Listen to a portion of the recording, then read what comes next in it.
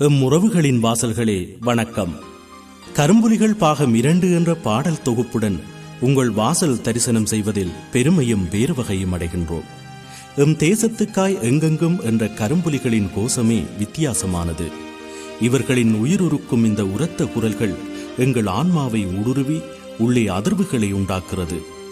கரும்புலிகள் தங்கள் உயிர்கொடையின் அர்த்தங்கள் விடுதலைக்கானதென அறிந்திருப்பதால் தம் தற்கொடையில் இனத்தின் வாழ்வையே இவர்கள் தரிசிக்கின்றனர். எங்கள் பெருந்தலைவர் பிரபாகரனின் விடுதலை முடிதரித்த உச்சியில்தான் கரும்புலிகள் ஊற்றெடுக்கும் நதி மூலம் இருக்கின்றது. கரும்புலிகள் மீது தலைவர் காட்டும் அன்பும் அக்கறையும் அளப்பெரியது. அவர்களின் ஒவ்வொரு அசைவுக்கு பின்னும் தலைவரே தாங்கு சக்தியாக நிற்கின்றார். அதேபோல் தலைவர் மீதும் கரும்புலிகள் வைத்திருக்கும் அன்பையும் மதிப்பையும் அளவிட எந்த அளவுகோலும் கிடையாது. இவர்கள் உள்ளிழுக்கும் ஒவ்வொரு மூச்சும் தலைவரின் ஆற்றலால் நிரப்பப்படுகிறது.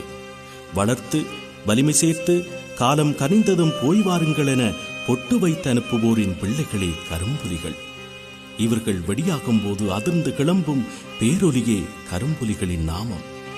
நாங்களும் எல்லோரையும் போலவே செவியில் விழுந்த செய்தியாகவே கரும்புலிகளை அறிந்திருந்தோம்.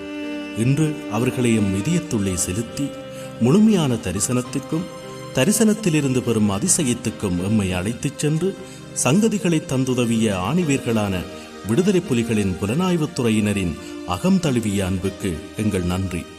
உள்ளே சிறகடித்து கிளம்பும் பாடல்களில் கரும்புலிகள் சின்ன கீட்டாக வேணும் தெரிவார்களாயின் அது யாம் செய்த தவமாக கருதுவோம்.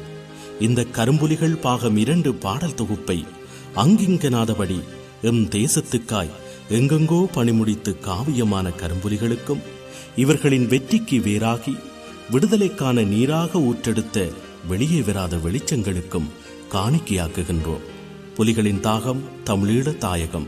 அன்புடன் விடுதலை புலிகள் கலைவன்பாட்டுக் கழகம் தமிழீழம்.